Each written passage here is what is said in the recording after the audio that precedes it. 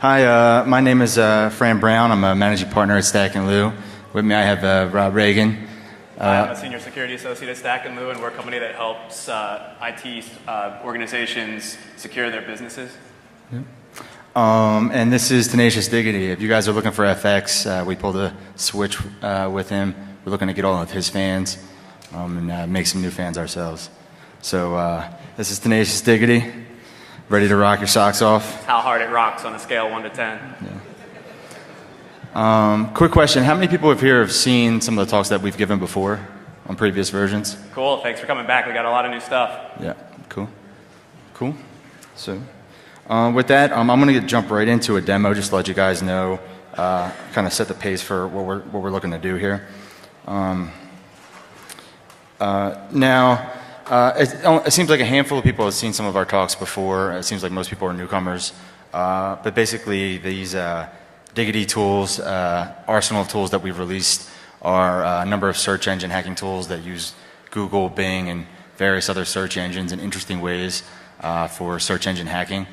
We're going to see, so we have Google Diggity, which is what you would think of as a traditional Google hacking type tool, but upgraded to all the latest APIs and things like that. And we have Bing Diggity, which is what you would think of as a Bing equivalent of a Bing hacking tool, or of a Google hacking tool. But that's really not what we're going to focus on today. We're going to focus on all new attack tools that we have.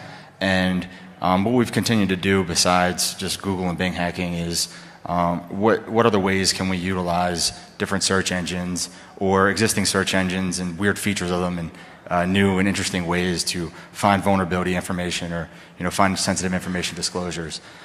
So this first talk is, or this first video is going to be of Code Search Diggity, which the new version of Search Diggity, which is the tool we see up here right now, is the main attack tool, which contains all other tools that we have for our Diggity attack tools. Right. These are all categorized under open source intelligence gathering, and that's to find information using freely available sources and produce actionable intelligence on it. So we're looking not just at the general search engines that are available, but also specialized search engines, and one of those being Google Code Search.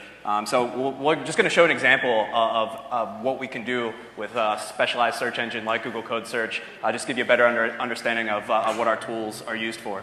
Yeah, and those of you guys who are familiar with Google Code Search in general know that it went away a few months ago, but as of the latest release, we found some workarounds, and it's back in 3.0, which is available for download on our website now. Google Code Search Reborn. Reborn, back from the dead.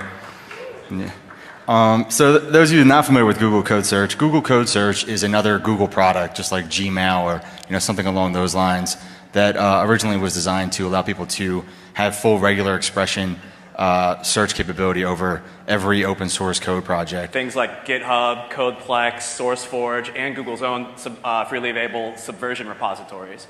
And we found that developers often put sensitive information in their code, and maybe they're an independent contractor and they're using those free resources to manage their code for their clients. Or we can also utilize regular expressions against a search engine like that to find vulnerabilities, like simplistic examples of SQL injections or cross-site scripting or other web application vulnerabilities. Yep. So this first demo that I'm about to play right now is what we like to call taking over someone's Amazon cloud in 30 seconds or less. So what we're going to be doing here, you see I have the Code Search interface up.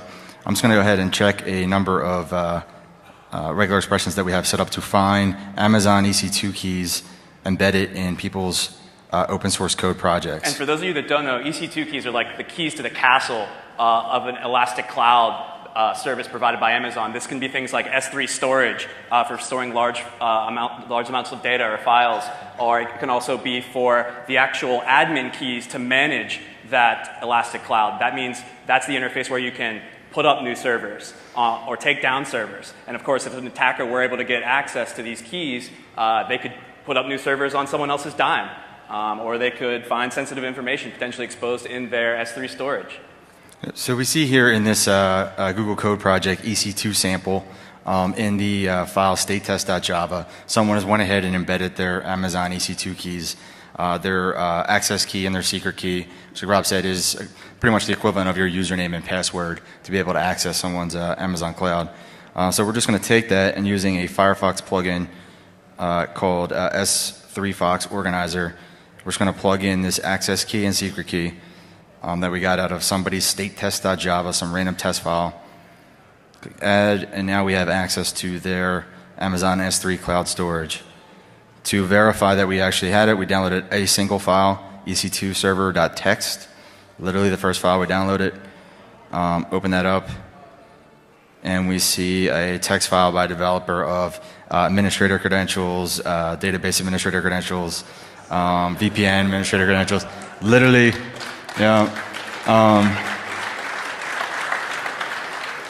you would think this is too good of an example that like I probably like combed through them for days. This was literally the first file I ever downloaded in this manner, and it just worked out that way. So it was, Right. Developers don't think people are going to have access to their source code. They hard code all kinds of secret keys and secret data in there, and that also goes for developers that are putting things out on these freely available code repositories, not thinking that they're being indexed by search engines and easily searchable. So in this video, we're going to see another thing again. Similar searches, a few keys embedded here, but this time we're going to use another free tool called Elastic Fox. Open that up, create a new instance with this again, this Amazon access key and secret key. But this time, instead of just their file storage, we're actually going to take over their entire EC2 instance. Click go. And then we pull up, we see that we're now connected, and we see that they actually have one virtual server running that we can administer at this point, a number of images up that are available to run. And at this point, we're just, because one developer embedded in some random open source code project and some random file that they thought no one would ever look at, their Amazon keys, we now can take full control of their Amazon EC2 instance and fire up our own virtual servers, take over theirs, do whatever we want at this point. A large organization probably isn't going to notice a few more servers added to their cloud, and there you go, hackers, free computing power.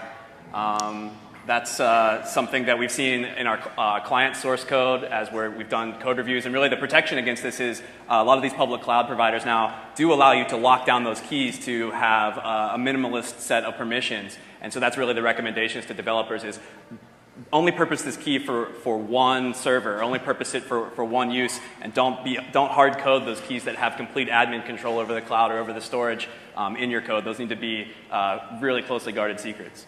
Yep. So we just like to start out with that because it kind of gives you an idea of, besides just a slightly updated, better version of Google or Bing hacking tools, some of the new directions that we're trying to take things in terms of other search interfaces out there that we can leverage to in interesting ways for hacking. Yeah, we only think that search engine innovation is going to continue to explode over the coming years. There's going to be more and more competition out there. There's going to be more and more highly purposed search engines, and we want to utilize those for attack purposes and defense purposes. Yeah. So we're really quickly just going to go through and show you just a list of some of the tools we've done in the past, but then move right on to all entirely new tools that are on the 3.0 version that was uploaded to our website as of like an hour ago. For those of you who want to read about the old tools, can check out the videos from last year. Yeah, just to reiterate that everything we're showing is for free on our website, stacklu.com. Yeah. So those of you not familiar with our project, it's the Google Hacking Diggity Project. It's a project where we release a number of free anyway. Free search engine hacking tools, kind of broken up by attack tools and defensive tools. Our defensive tools, which we're not going to spend too much time on today, primarily rely on Google Alerts and other alerting and RSS capabilities to feed us real-time updates from Google and Bing and Shodan and other search engines. As Google finds a new website that would have matched some Google dork, we're getting real-time RSS updates about it, and have created a sort of intrusion detection system for Google hacking, if you will. And we'll show you some updates we've made to that. Some of the old tools, if you guys I mentioned earlier that Google Diggity and Bing Diggity, it's traditional Google and Bing hacking tools.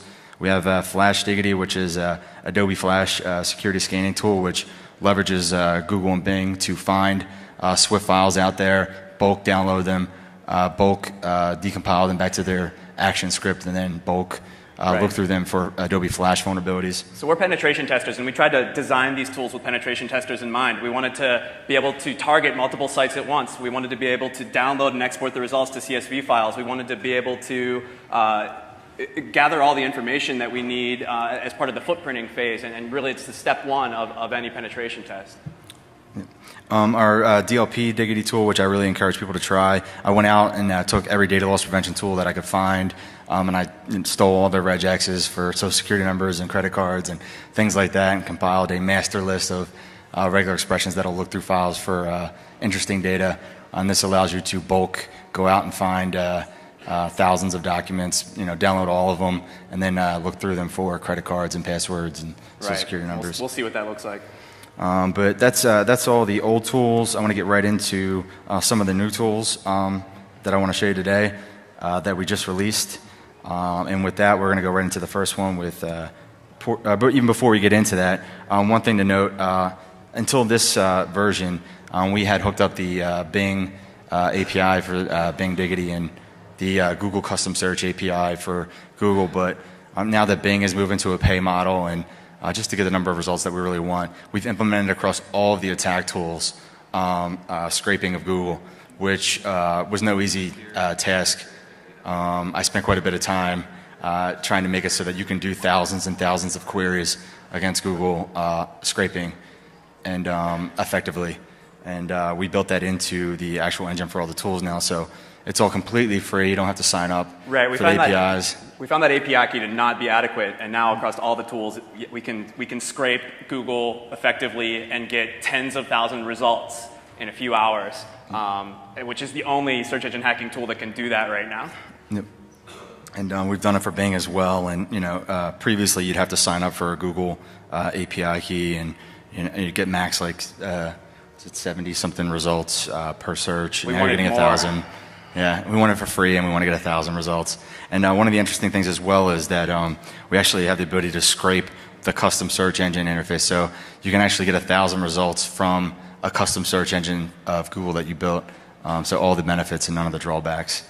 And this is just kind of giving you an idea of an overview of some of the things we're doing in terms of taking your queries, spreading them across hundreds of proxies, and spreading those across dozens of Google servers and different settings, and dropping cookies and things like that to try to avoid bot detection. Yeah, so we did all the legwork and the research on what query string parameters you need to send, and how to best make your scraping look like a human as to prevent Google detecting you as a bot, and put that in this suite across all the attack tools. Yeah. So you can manually import proxies and things like that, or we tried to make it as simple as possible. You could just open up this options proxies, do auto find. We go out and scrape a bunch of proxy sites for you, and click test, and it'll test if they're fast, and not giving you garbage or inline ads or messing with the responses, and take care of all that for you. And it's all seamless in terms of being able to spread all of your queries across tons of proxies. Real quick, I was asked to mention that track 1 and 4 were switched, in case you didn't know. Yeah. And depending on which one you're looking for, it's here. Yeah. And you can also manually specify the proxies here. So it just seems like some options and configurations, but I can't tell you. I mean, this has really opened it up where you can now do Google and Bing for free. And instead of getting dozens of results, you can get hundreds of thousands of results very easily. Right, and if you need a list of valid open HTTP proxies, I'd recommend going out to, there's tons of services like this that you can pay like $25 for a lifetime subscription to something like hidemyass.com and get 1,500 known good open HTTP proxies emailed to you every day. Yeah. Email you text files every day, once a day of the latest proxies. And just import into this tool, and now you're effectively scraping Google and Bing. So that being said, right into our first new attack tool, Port Scan Diggity. So Port Scan Diggity is kind of a really interesting tool that works on a feature of Google that is not documented and technically shouldn't even work as far as I know. But what we're doing here is we're actually finding websites that are listening on non-standard TCP ports that Google has basically went out there and indexed all 65,000 some odd ports And I don't know exactly how or why they're doing this. We have a few theories. But you can effectively do passive port scanning instantly through Google. So, with the advantages of being passive, you're not actually, you're only talking with Google, you're not actually talking to your targets. And I use this during scoping of engagements actually to try to see what other web servers are available out there, because I haven't actually touched the client sites yet, but I'm able to see these HTTP services that exist. The other big event you can do by domains as well as by IP address ranges, and we see here on the right side, you see we pretty much are able to cut through an entire B class instantly, at least as far as what Google knows about in terms of what IPs and what open ports there are. And you see port, 9998. That would take a lot longer if you're trying to use Nmap, right? Yeah, months, or depending on if you're trying not to get detected. But to scan an entire B class for full port range. So this is kind of, I'll show you the tool in a second, but this is kind of to give you a background of how it's actually working. Not only can we just do the star and get a list of all websites listening on random ports, you can even specify exact port ranges. We see 8,000 to 9,000 here and 5,000 to 6,000. Being able to just get a complete list. And one other thing, besides just being a port scan, when you think about this, every single one of these results, you see 216,000, 400,000 results. Almost every single one of these are some web administrative interface of some kind.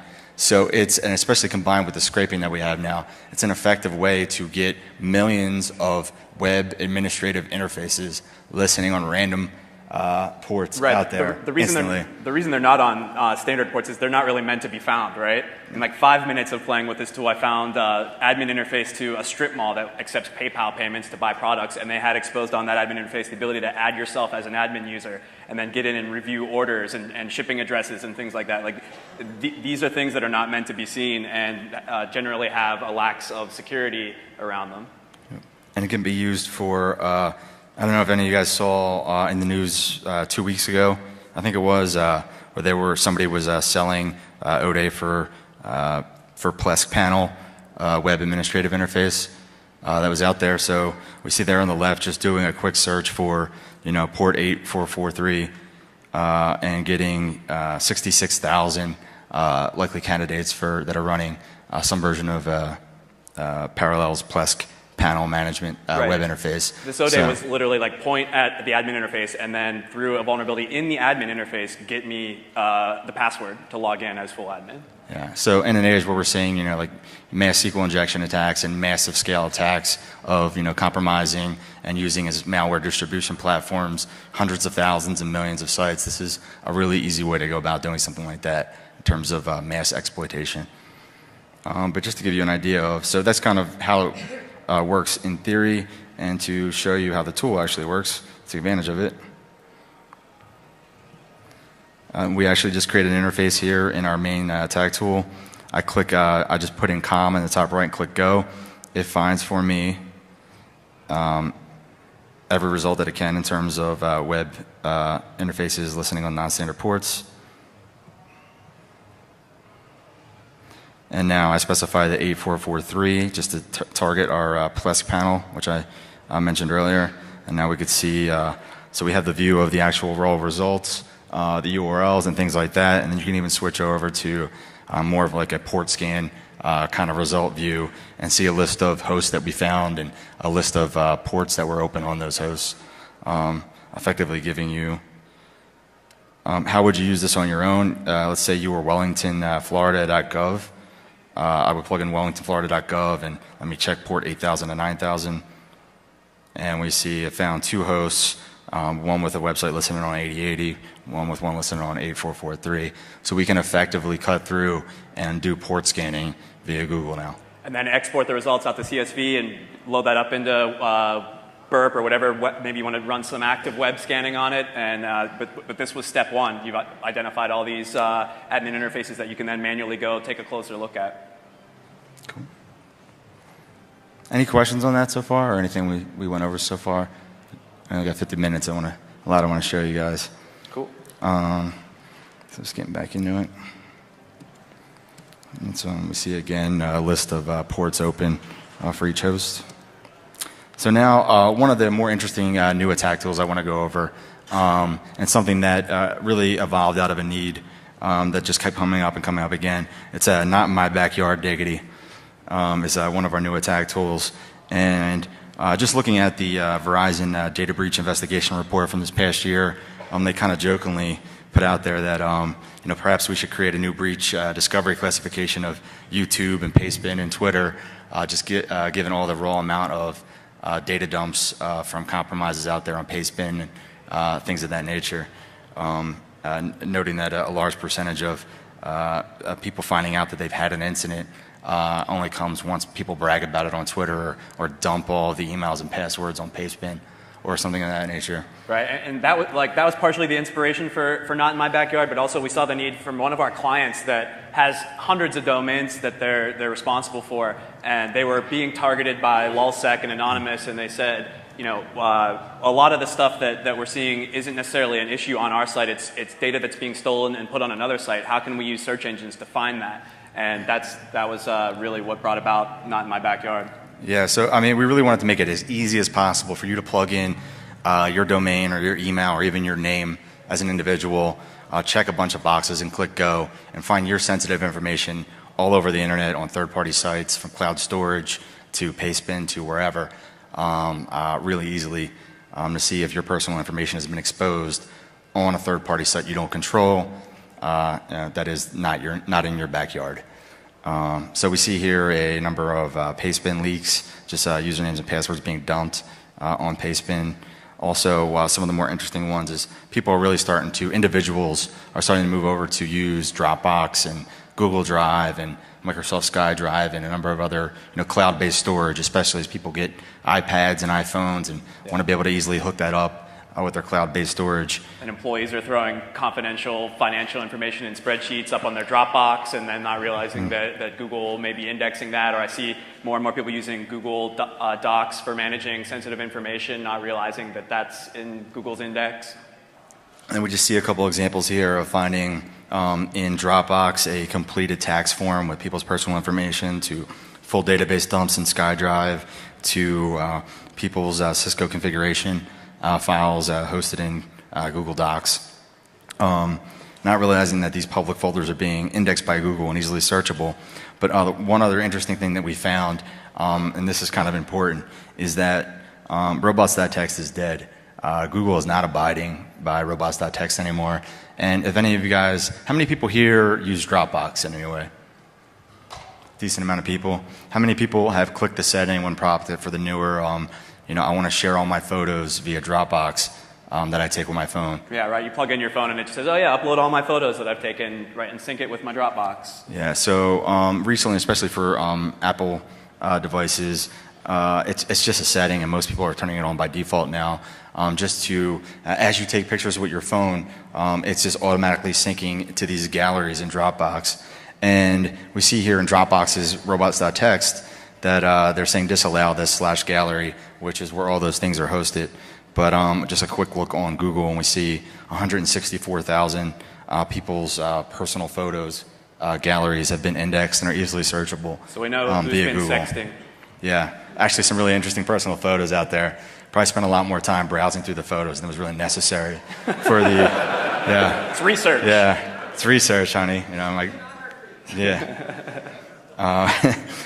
So this is just yet again another place out there that people aren't realizing that. And in this case, it's, they're thinking that Dropbox thinks they're safe in terms of people aren't indexing this and Google's just doing it anyway. So it's definitely a good recipe for being able to, find the latest celebrities' nude photos that they want to send out on their phone all the time, and things of that nature, or your photos. And this is kind of part of just the data loss prevention side of it. Just looking for your information again out there. This was in the news last year, and there's been 1 million incidents since then. Seems like 2 a week now. But just some Yale alumni just Googling for his own name stumbled across an Excel spreadsheet with 43,000 of Yale alumni's social security numbers and all their detailed personal info, and just in one Excel spreadsheet that was just hanging out there in the wind. I'm just Googling for his own name. He happened to stumble across it. Right. So that's one of the beauties of Not In My Backyard, is it can be used by an organization or by an individual for finding sensitive information disclosure. Yeah, would have been helpful for the Yale alumni to run this tool. So I'm going to pull up and show you guys this in a second, but just some of the default locations that we're looking for. We're basically going to be allowed easy to plug in free-form text of your name, your email, a domain you're interested in, whatever you want to look for. Select from a list of locations, which we see up here, and then select from a list of certain files if you want to drill down on that, file types, as well as select a number of keyword groups that narrow down and find more interesting information like data dumps. But some of the places that we're looking in terms of locations are, we're looking at files across. By default, if you leave them unchecked, it's just looking for your name and stuff across the whole internet, and what other filters you specify. But it allows you to easily narrow down and start looking in cloud-based storage, social networking, document sharing sites like Scribd, Pastebin and every Pastebin type site. Right, and again, we've made this with the pen tester in mind, or with the hacker in mind, so this is completely extensible, and you can actually just go to where this application installs, and these are all in text files, and the carriage return line feed delineated text files, and you can add your own sites in there, you can add more locations, you can add your own queries that you want to run by default, and then just restart the application, and that information will be loaded into the interface.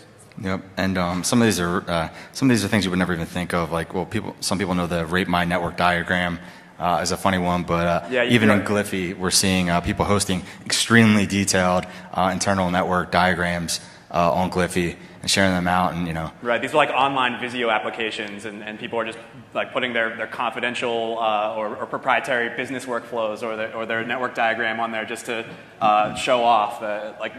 It's kind of funny that a lot of IT administrators may be uploading their whole internal architecture to ratemynetworkdiagram.com and showing an attacker exactly what they would need to know and where to go once they get inside. So what we see here is the tool, and you would plug in up in the targets, your name, things like that, whatever you want to do. Then we have the locations tab. In this particular example, I'm just going to look on Pastebin only, but it'd be easy for you to just check all those boxes. In this case, since it's Pastebin, I'm not going to specify any file type, but we'll allow you to easily put, let me just look in Excel spreadsheets or database backup files or things like that. And then we're going to select the keywords that are good for finding data dumps of personal information. I click so we see that it comes back with some results from Pastebin.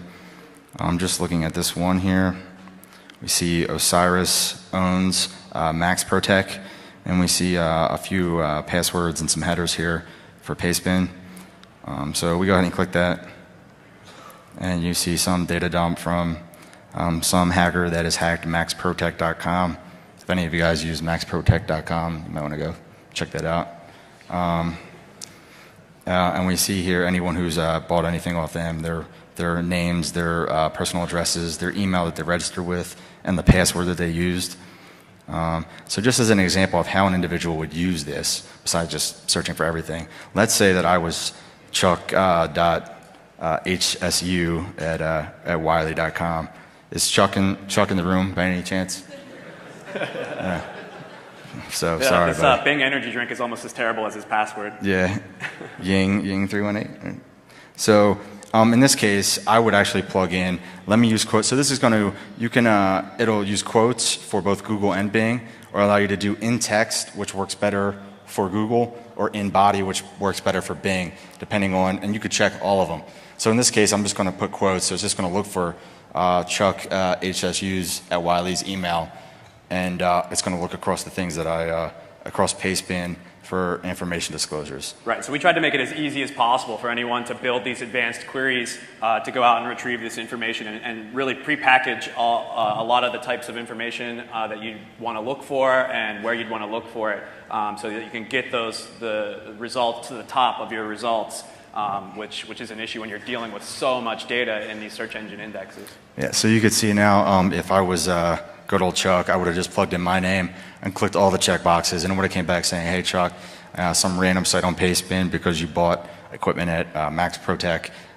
There is a link, and you could see actually in the snippet of the results his email address and his password and personal information there. That's kind of out as an individual how you would use it.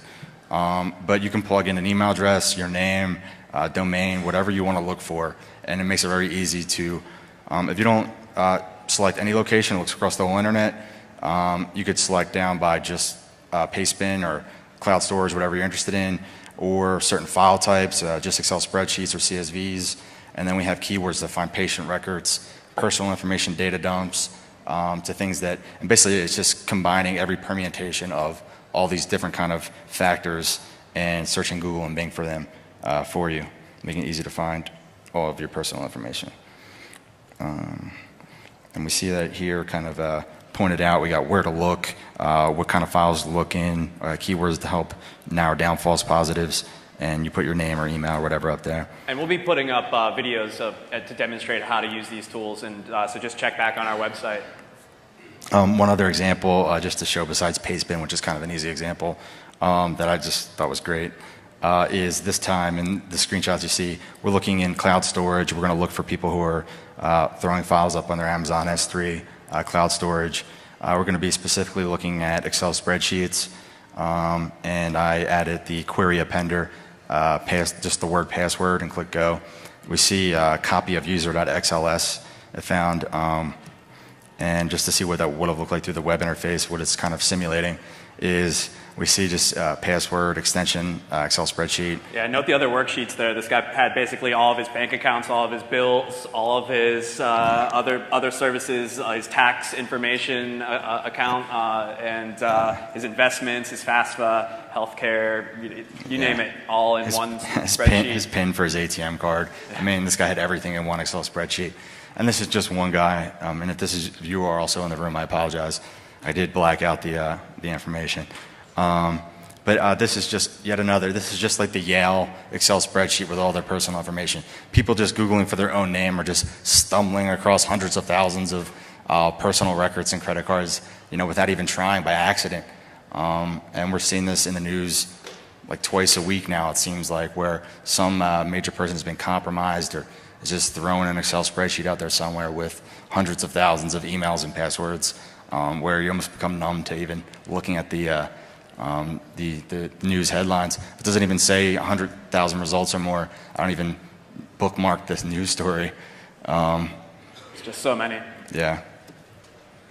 So, any questions so far?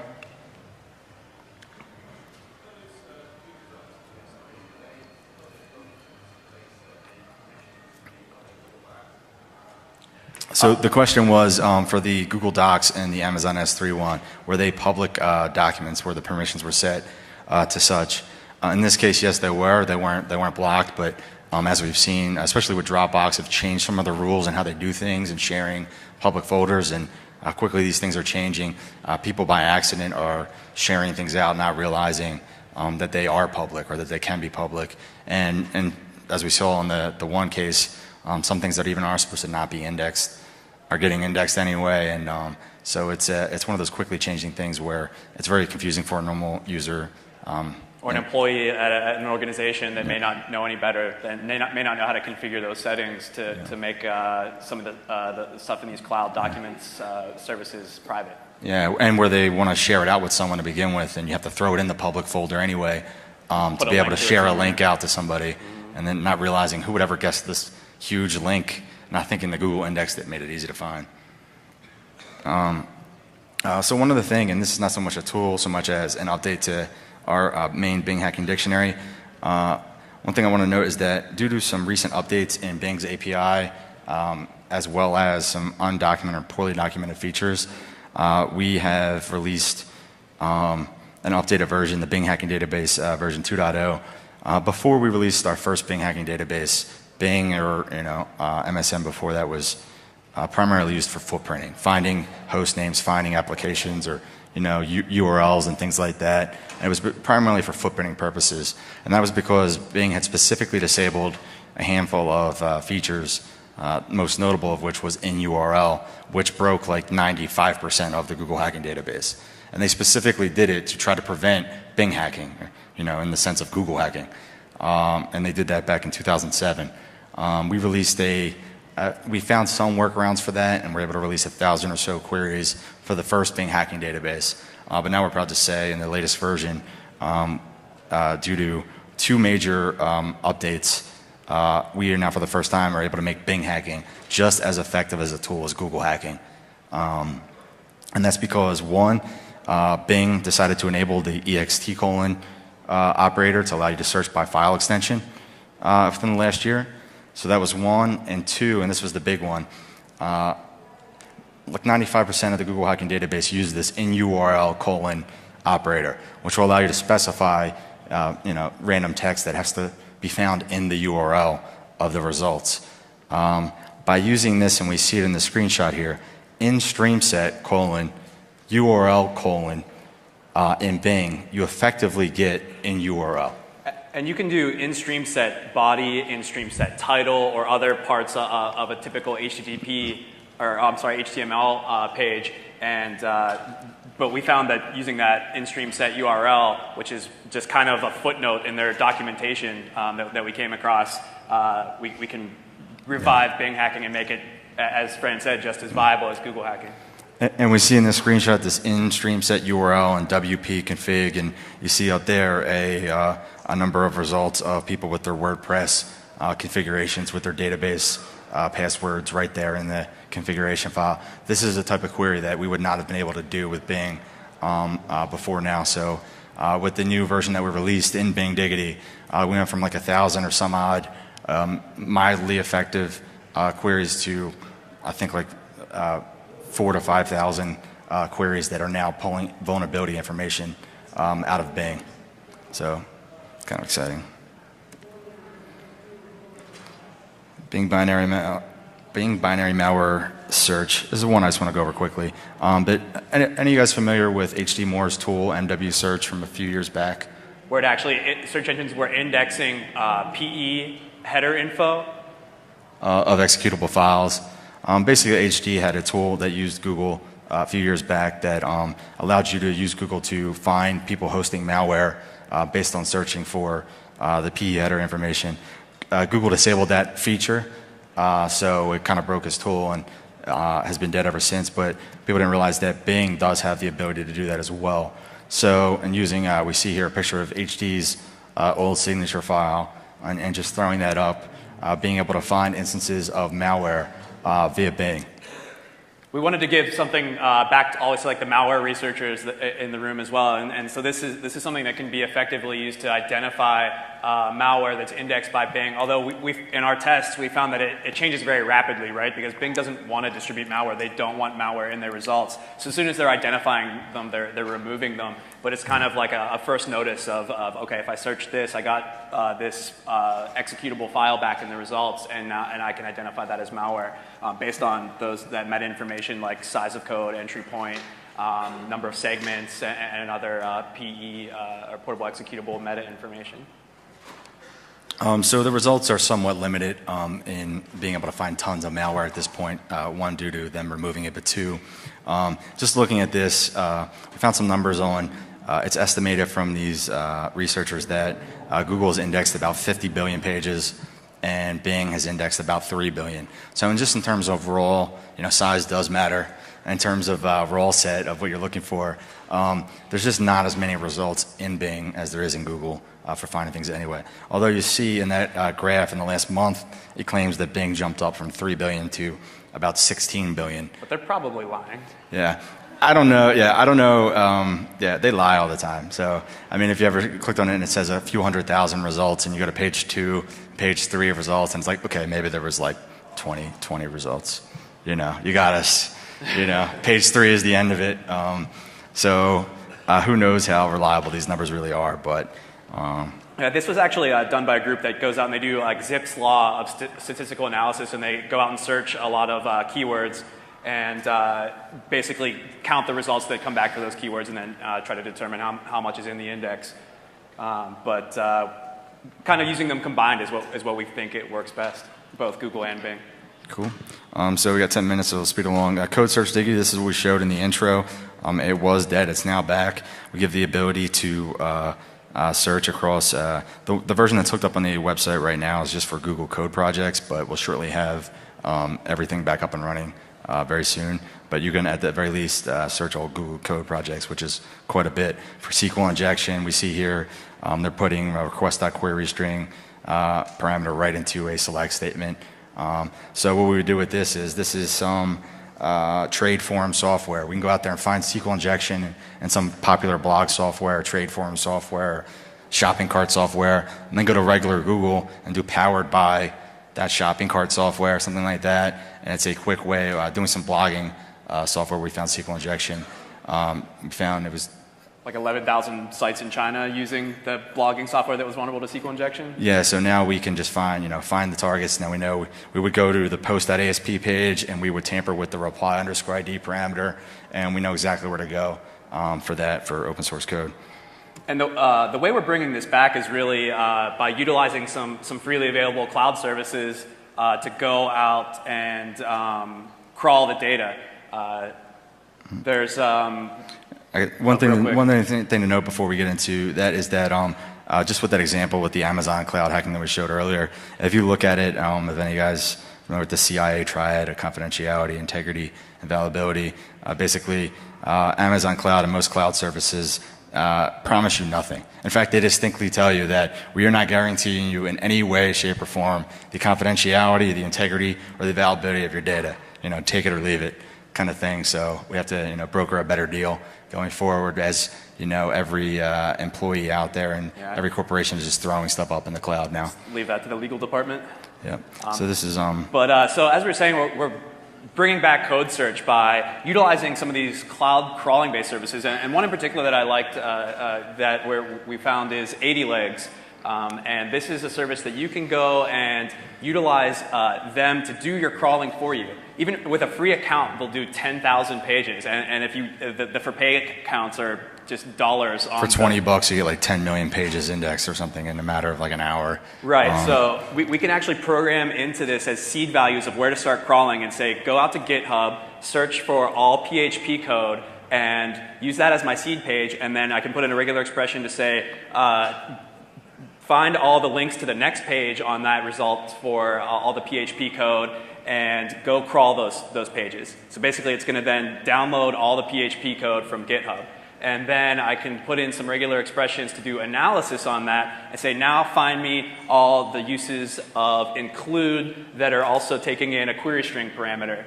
And now I'm effectively identifying like remote file includes in these open source PHP projects and getting those results back. And so as part of our efforts to make this available through our tool, we're pulling those results into a cloud database that we can expose as a web service that anyone could make calls to effectively query vulnerability information in these open source code projects. And then we're going to have our client be able to call that service so that you can use it in the same old user interface that we always had. Yeah, so if Google wants to shut it down in favor of making Google Plus or things like that, we decided to just do it ourselves and make it searchable.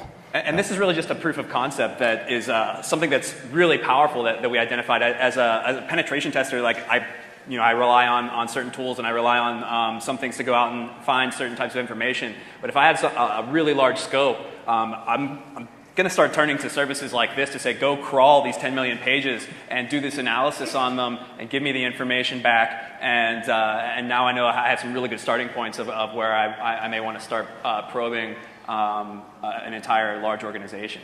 Okay, we got 5 minutes left, so we'll just speed through these last couple. Shodan Diggity. How many guys are familiar with Shodan, the search engine?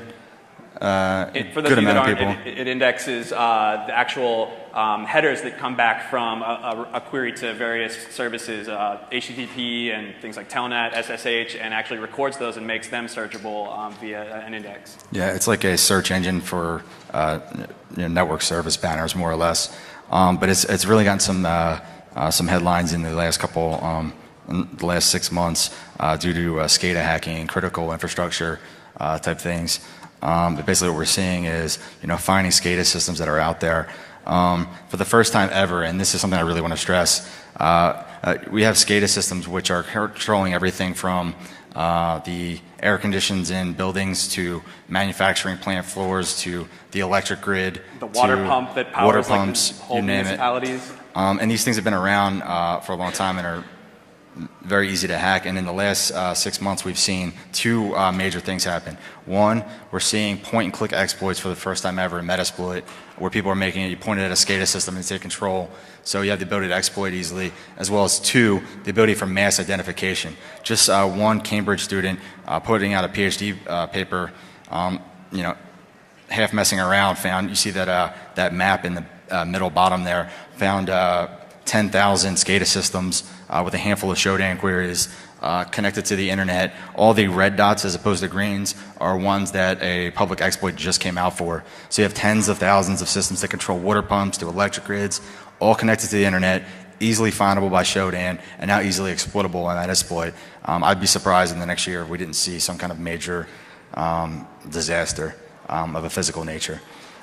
So we've wired it up into our user interface and prepackaged it with a lot of useful queries so that you can start targeting networks that you're looking at using the Shodan search engine and get the results back in a nice malleable format. Yep. And I'll skip the demo for that, but this you could just plug in your Shodan API key, have a bunch of queries already for you, and just provide a nice easy interface to use Shodan because we wanted to have one, so we decided to make one.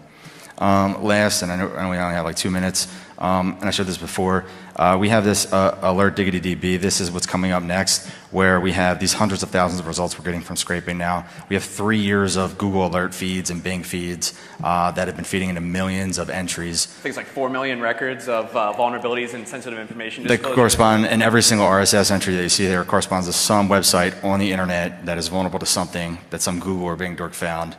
From several years of it. We have it in one table. We put up in Amazon RDS as a cloud-based database that we're going to be making available as soon as I work out the pricing model. But you should see in the next few weeks this available to be able to query this massive repository. So in the future, you won't actually have to go to Google and do Google hacking anymore because we've already done it for you. We've Google hacked, we've Bing hacked, we have several years of results.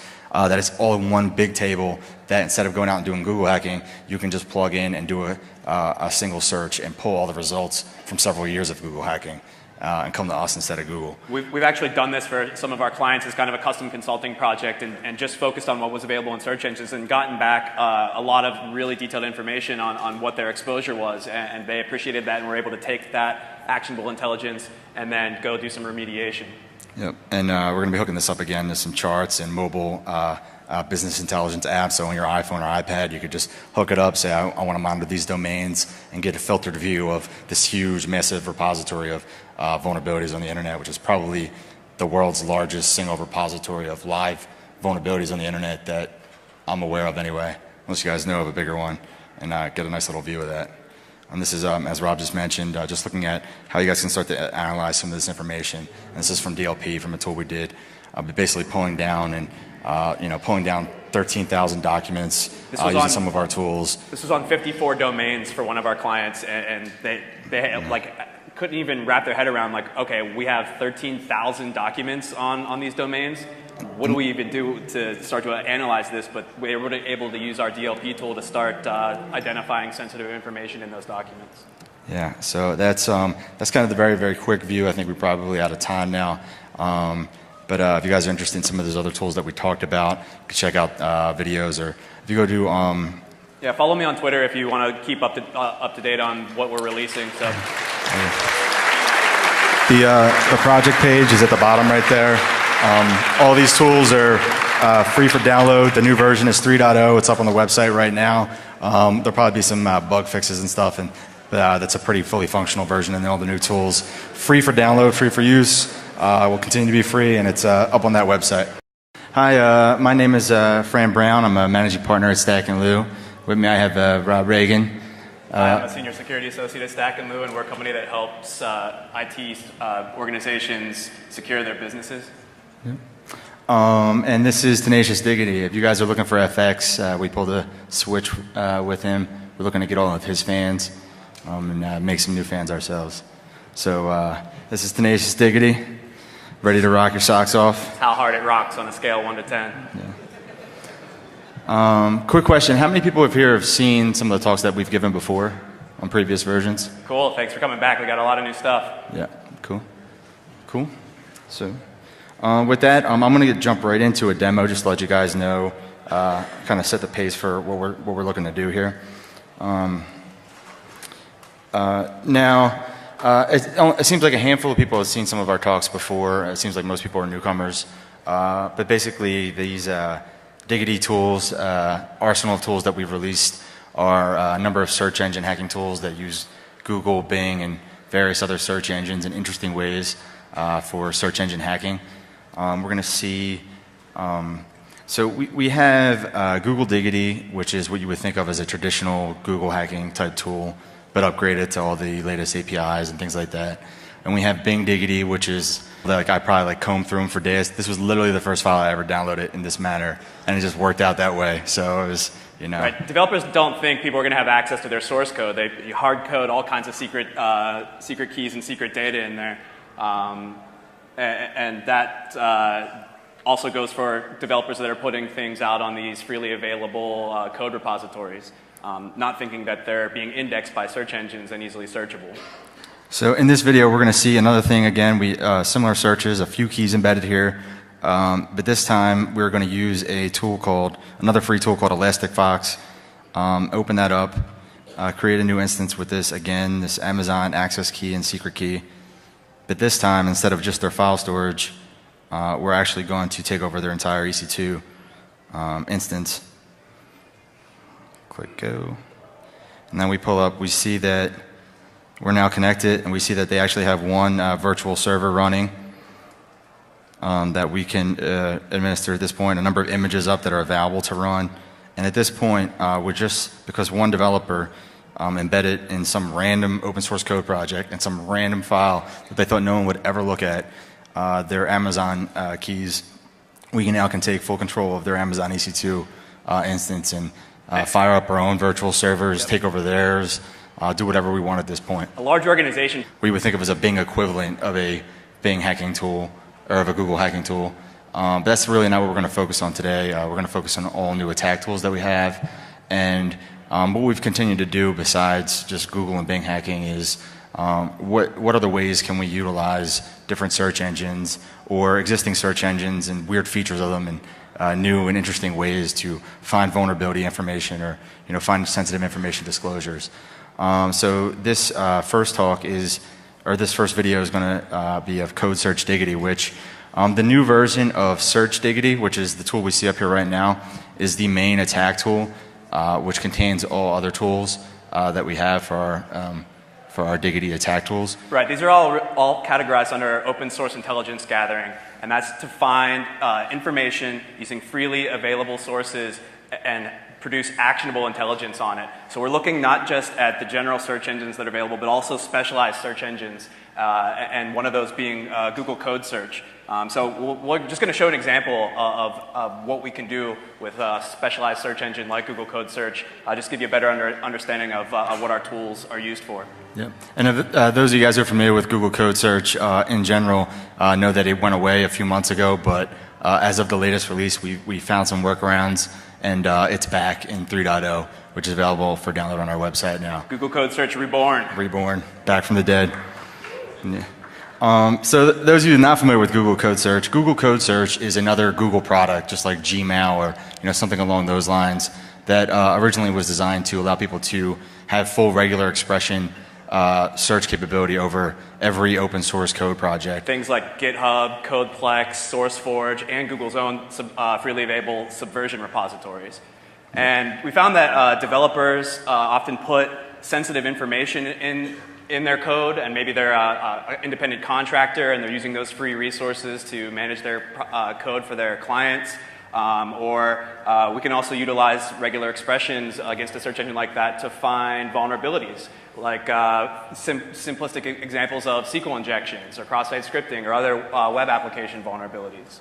Yep. So this first demo that I'm about to play right now is what we like to call taking over someone's Amazon cloud in 30 seconds or less. So what we're going to be doing here, you see I have the Code Search interface up.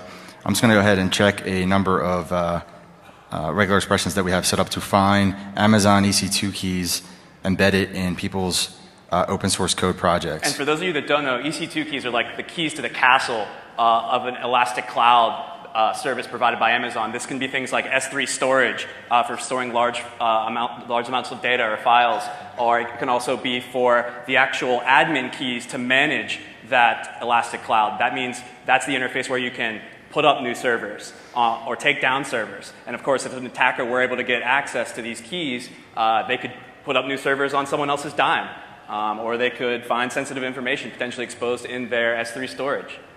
So we see here in this Google Code project EC2 sample in the file statetest.java, someone has went ahead and embedded their Amazon EC2 keys, their access key and their secret key, which like Rob said is pretty much the equivalent of your username and password to be able to access someone's Amazon cloud.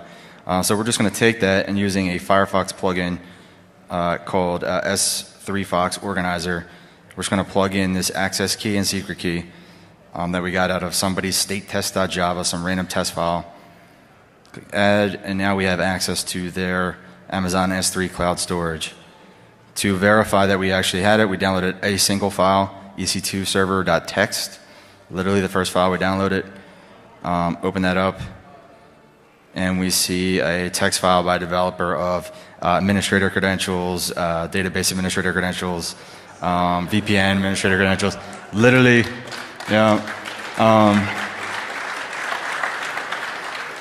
you would think this is too good of an example